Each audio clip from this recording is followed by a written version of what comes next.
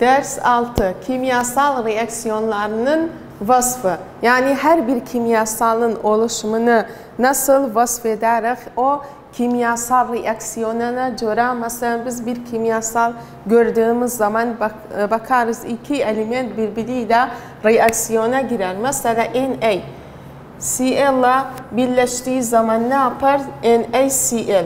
Biz bir kimyasal reaksiyon sayesinde onu anlarız. Sodyum klorla birleşmiş, reaksiyona girmiş, sonuç olarak ne çıkmış? NaCl meydana gelmiş. Kimyasal reaksiyonu meydana gelmesinin belirtileri. Biz ne demek bir kimyasal reaksiyon meydana gelir? Bunun dört şekilde bilir. İlk olarak ısı ve ışığın meydana gelmesi. Yani kimyasal reaksiyonlar sırasında iki madde birbiriyle reaksiyona girdiği zaman bir ısı veya bir ışık meydana gelir. Burada bir içi şeklinde de göründüğü gibi bir kitabımız tercüme adı. Onun için bu resimleri, yani el yazısıyla yazılı bu resimleri o koymayıptı. Sayfa 47. Bakın. Karbonat amonyum. Çift karbonat amonyum çözüldüğü zaman yani analize olduğu zaman ne meydana gelir? Isı veya bir ışık görürüz. Bakın bu şekilde ısı veya ışık meydana gelir. Bu neyin belirtmesidir? Yani kimyasal reaksiyon oluşmuş. İkinci, gaz üretimi. Yani kimyasal reaksiyon sırasında bir gaz o reaksiyondan çıkar. Örneğin kabartma tozu ile sirkeyi. Kabartma tozu ile sirkeyi biz birbirine karıştığımız zaman bakarız o reaksiyonda karbondioksit. Karbondioksit meydana gelir. Karbondioksit nedir? Bir gazdır. Yani o kimyasal reaksiyon sırasında bir gaz meydana geldi. Çökelti oluşumu. Çökelti oluşumu nedir? Yani iki madde birbiriyle reaksiyona girer. İki maddemiz var. Birisi çöker. O çöken maddeye ne denir? Çökelti.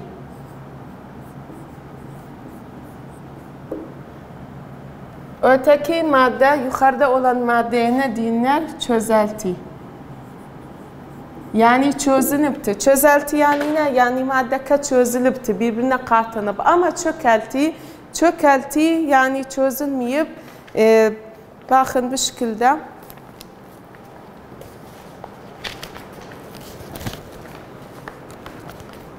İçi şeklinde bir de bakın bir içi madde birbirine katlandığı zaman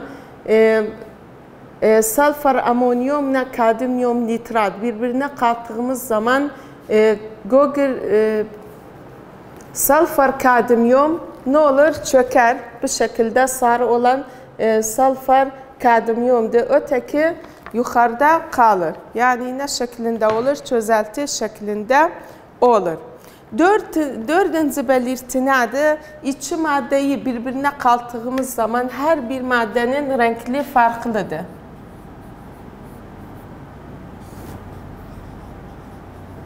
Birbirine kattığımız zaman farklı bir renk ortaya gelir. Yani diyelim bu madde kırmızıdır. Mesela bu da kahverengidir. Oluşan madde turuncu olur. Mesela bu bir örnek olarak diyoruz. Yani içi farklı renk birbiriyle reaksiyona gider, bambaşka bir renk oluşur. Bu şekilde biz bunu anlarız, kimyasal reaksiyon meydana gelmiş. Denklem yazmasının şartları. Bu dört belirti ile biz biliriz kimyasal reaksiyonu meydana gelmiş.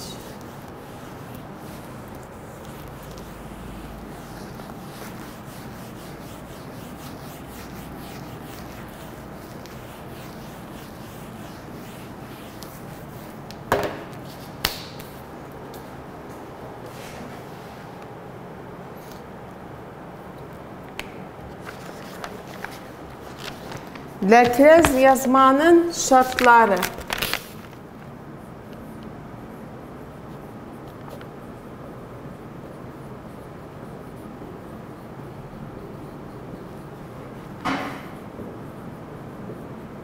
Bir denklemi yazmak için 3 şartımız var.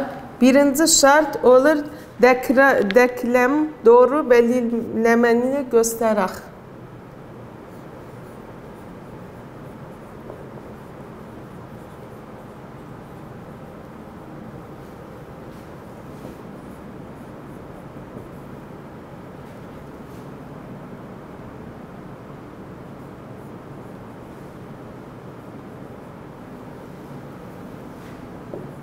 Yani her bir reaksiyona giren maddenin şeklini, formülünü doğru bir şekilde bırak. Formülü nasıl olur onu bilək. İkinci, denklem reaksiyona giren ve çıkan maddeler.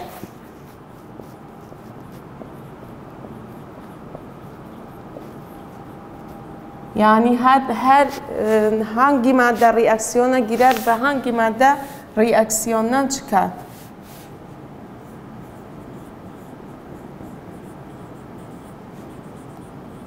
Maddeleri belirlemek. Üçüncü şart nedir? Kütle korunma yasası.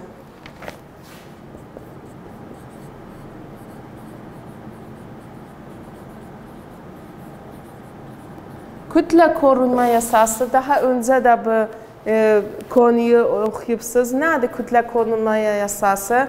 Yani her ne kadar reaksiyona girdiyse reaksiyondan da o kadar çıksın. Yani kütle aynı kalsın, kütle değişmesin. Reaksiyona girenin kütlesiyle çıkanın kütlesi aynı olsun. Bu denklem yazmak için bizim bu 3 şartımız var. Bu 3 şartla edebildik bir kimyasal reaksiyonu yazar. Tablo içi 1'e bakın. Bakın hidrojen, nitrojen, oksijen, flor, krom, brom, yod. Bunlar her birisinin simgesi yazılır. Molekül formülü çok zaman bakarıq gaz şeklinde olur. Biz necə bildik? Her bir bu elementlerden gaz şeklindedir. Çünkü çift şeklinde yazılır. Mesela hidrojen çift şeklinde yazılır. Diyarıq H2. Oksijen diyarıq O2. Klor diyarıq CO2. Bakın bu şekilde 2 olduğu zaman yani nedir? Yani bu madde gaz şeklindedir. Nasıl? Çünkü çift olarak yazılır. Formül ile denklem. Formül ile denklem yani biz her bir elementinin formülünü bulsak edebildik o her birisinin denklemini yazaq. Yani iki madde birbiriyle reaksiyona girer. Her bir maddenin formülü nasıldır olur bilək. Bu şekilde edebildik denklemi doğru bir şekilde yazaq. Mesela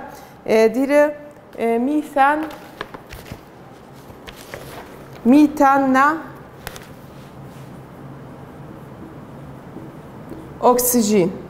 Soruda bu şekildedir. Metanla oksijen birbiriyle reaksiyona girer. Ne çıkar? Karbon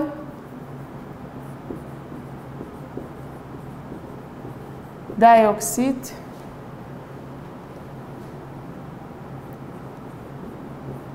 ve su.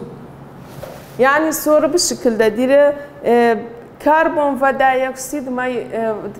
dioksit ve suyun meydana gelmesi ne şekilde olur? Metanla oksijen birbiriyle reaksiyona girer. Biz diyarıq metan ve oksijen. Soruda bu şekilde diyor. Oksijen. Metanın formülü nedir? Bu şekildedir. CH4'dur. Oksijenin formülü nedir? O2 şeklinde olur. Karbon dioksit CO2. Su hemiz bildik nedir? H2O. Bu şekilde biz edebildik nedir? Her bir denklemi doğru bir şekilde yazaq. Soruya göre neyinarıq? Formülləri yazarıq. Kimyasal denklem kullanılan başka simgeler. Tablo içiye bakın. Tablo içide bazı simgeler verir. Mesela bakın birinci oluşum ve reaksiyonun sonucunu gösterir. İkinci tek olun yerine kullanılan reversiyon reaksiyonlar yani ters reaksiyonlar. S yani katı şeklinde olur. Aşağıya andığı zaman yani çökelti. Her bir bu simgelerin ne olduğunu yani şahsında her birisini yazıp biz olur bunları ezberleyək. Bilək bir soruda bu şekiller verdiği zaman yoksa diri çökürü. Biz bilək olur çökeltinin şekli nasıl yazır. Yoksa diri ters reaksiyondur. Biz olur bilək ters reaksiyon nasıl yazılır? Bu şekilde kimyasal reaksiyonlarda biz her bir bu simgeleri biz kullanırıq. Olur bunları içi tablonu da ezberleyək. İndi burada mesela demir ile su. Demir ile su birleştiği zaman ne olur? Demir su aldığı zaman, oksijen aldığı zaman paslanır. Bu da örnek mesela diyelim demir ile su buharı birbirine reaksiyona girerse. Biz diyarıq demir nedir? Fe'dir. Su buharı yani H2O. Bir işse birbiriyle reaksiyona girdiği zaman ne yapılır? Fe3O4 yapılır. Ve hidrojen gazı da bu şekilde çıkar. Bu gazdır. Hoca, demir hamız billik nedir? Katıdır. Katı olduğu zaman olduğuna göre yani S yazarıq. S yani katı. Su da diri su buharı. Madem diri su buharı yani gaz şeklindedir, buhar şeklindedir. Fe3O4 bu da nedir? Demir katıdır. Su H2 oluştuğu zaman H2 nedir? Gazdır. Biz burada dedik H2 bu şekilde olduğu zaman yani gazdır. Her bir simgeleri olur neyiniyək? Yazaq. Yoksa dedim bu şekilde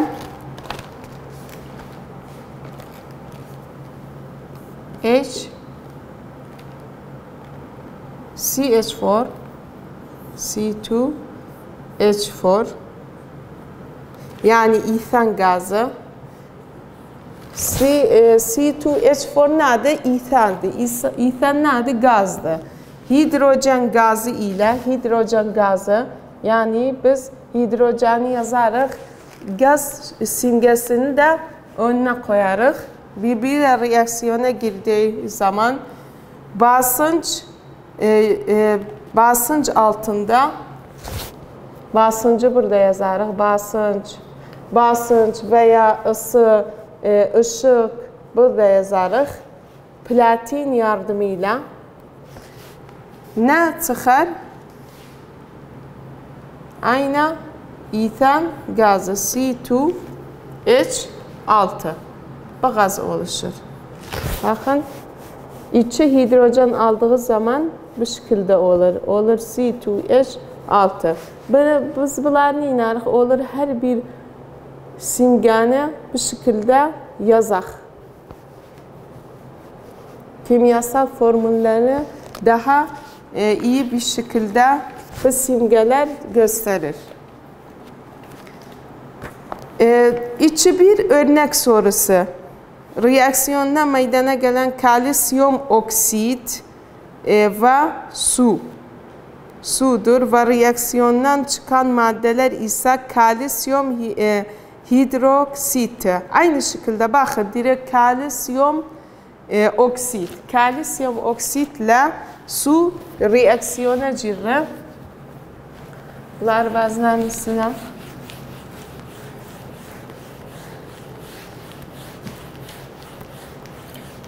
biz daha önceki konularda kimyasal formül nasıl yazılır, nasıl denklem şeklinde oluşar. Bunu öğrendik. Mesela oksit sayısına göre her bir metal nasıl yazılır? Mesela burada diyor kalsiyum oksit. Kalsiyum oksit. Biz bildik kalsiyumun oksit sayısı eksi 2'dir. Yani oksijenin oksit sayısı eksi 2'dir. Kalsiyumun da oksit sayısı 2'dir. Yani birisi birbirinden cederine kalar CaO. Dire su ile reaksiyona girer. Su ile reaksiyona girer. Kalsiyum oksit nedir? Kat şeklindedir. Su nedir? Hepimiz bildiğimiz gibi su nedir? Sıvıdır. Sıvı simgesi nedir? El. Nasıl el? Çünkü liquid'ten alınıp, liquid. S de solid'ten alınıp, biz İngilizler böyle diyorlar.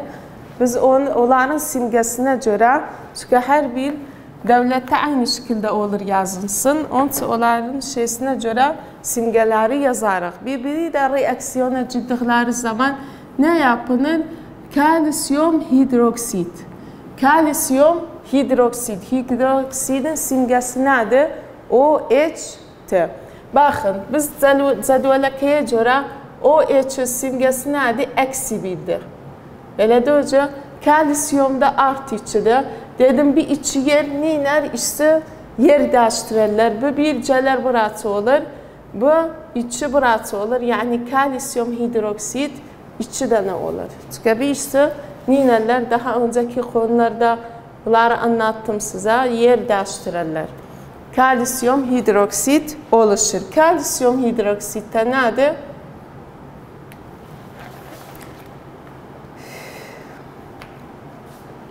Çözeltidir. Bu şekilde yazılır.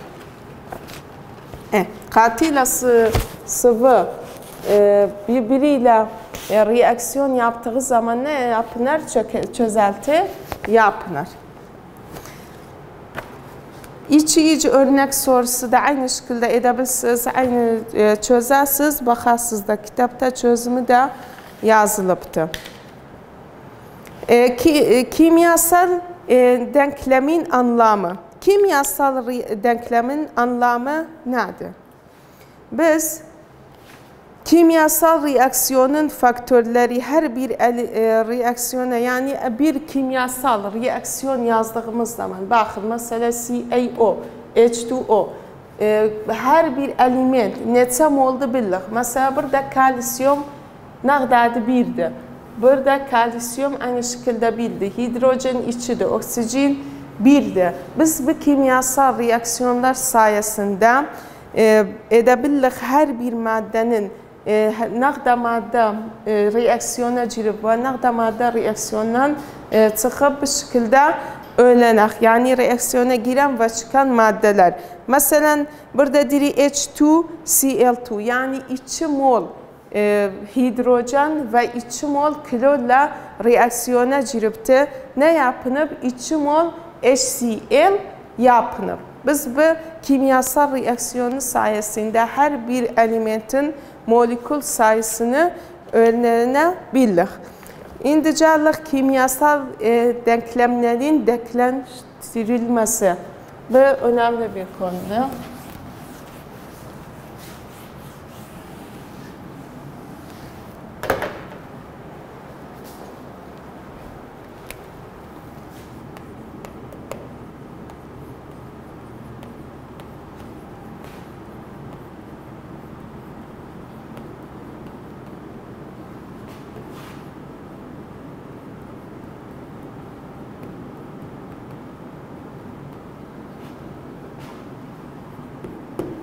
Mesela daha önce yazdığımız şey bu şekilde suyla reaksiyona girdiği zaman dedik ne yapar? Karbon hidroksit yapar. Bakın bu şekilde. Kimyasal reaksiyon, bu bir kimyasal reaksiyondur. Biz olur niye bu kimyasal reaksiyonu denkleştirmek? Denkleştirmek yani ne? Yani reaksiyona giren maddelerin burada molası kaçsa olur, burada da aynı şekilde olsun. Yani her bir bu yandan çıkanla giren birbiriyle olur eşit olsun. Kalsiyum burada ne kadardı? 1'di. Burada ne kadardı? 1'di. Hidrojen burada 2'di, burada da 2'di. Oksijen burada 1'di, burada 2'di. Olur biz bunu niye çarpı 2 edək. Bakın çarpı ettiğimiz zaman ne oldu? Hidrojen oldu ne kadar 4. Hidrojen burada ne kadardı? 2'di. Olur biz bu kere bunu 2'ye çarpaq. Bunu 2'ye çarptığımız zaman bu kere ne de oldu o 2? Kalsiyum da oldu 2. Burada da kalsiyumu 2'ye çarparıq. İndi baxaq. 2 kalsiyum burada var. Bakın, deyəsiz kimyasal reaksiyona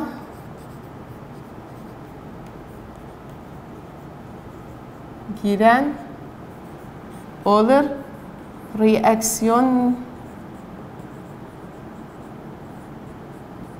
Reaksiyona girenle reaksiyondan çıkan mol olur eşit olsun. Burada 2 kalsiyumumuz var. Bakın. Bir tarafta da neçə kalsiyumumuz var? 2 kalsiyumumuz var. Bakaracaq. Hidrojen. Burada neçə hidrojenimiz var?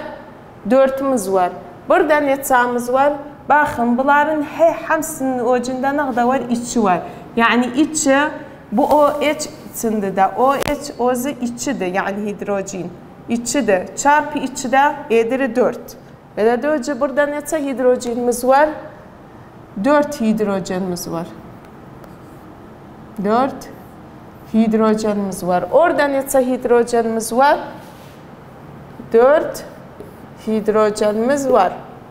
Oksijen. Burada oksijen 2'dir. Bakın CaO 2'ye çarpırıb 2 oksijenimiz var. Burada da 2 oksijen ettiğine kadar 4 oksijen. Burada neçə oksijenimiz var? OH 2'dir. Yani oksijen 2 olur. Çarpı 2 4. Burada 4 oksijen. Burada da aynı şekilde 4 oksijenimiz var. Bakın olur hamısı bunlar eşit olsun. 2 kalsiyum burada var. Kalsiyum burada 2'dir. Burada da 2'dir. Tamamdır. Hidrojen burada 4'tür. Yani reaksiyona girdiği zaman 4'tür. Reaksiyona çıkanda da 4'tür. Tamam oldu. Oksijen burada 4'tür. Burada da 4'tür. Yani her iki yan eşit olduğu zaman biz bunu anlarıq. Bu kimyasal reaksiyon denkleştirilmiş bir şekilde olur. İndi başka bir denk yazaram. Mesela H2O. H2O'nu analize ettiğimiz zaman H2O analize ettiğimiz zaman ne olur? Olur H2 ve O2. Bakın önce hidrojen. Hidrojen burada ne kadardır? 2'dir. Burada ne kadardır? 2'dir. Oksijen. Burada neçə dənəmiz var?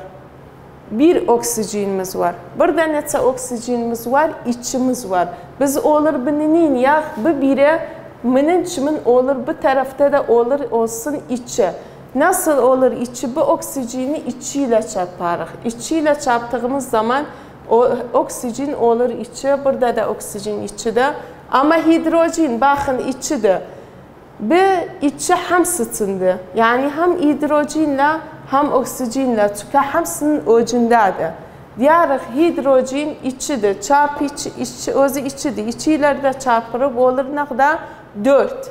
Burada ne kadardır? 2'dir. Burada da aynı şekilde olur 2 ile çarpaq. Hatta her iki yan eşit olsun. İndi burada hidrojen 4 hidrojenimiz var. Oksijen 2 oksijenimiz var. Burada da 4 hidrojen ve 2 oksijen. Yani her iki yanda birbiriyle eşittir. Yani bir reaksiyon denkleşmiş bir şekilde olur. O teki sorularda aynı şekilde edebilirsiniz, yazarsınız. Bakın burada ne kadar sorumuz var olur bir her birini yazarsınız, formülünü yazarsınız, daha sonra denkleştirirsiniz. Bu şekilde içi bir bölümün de sonuna geldik.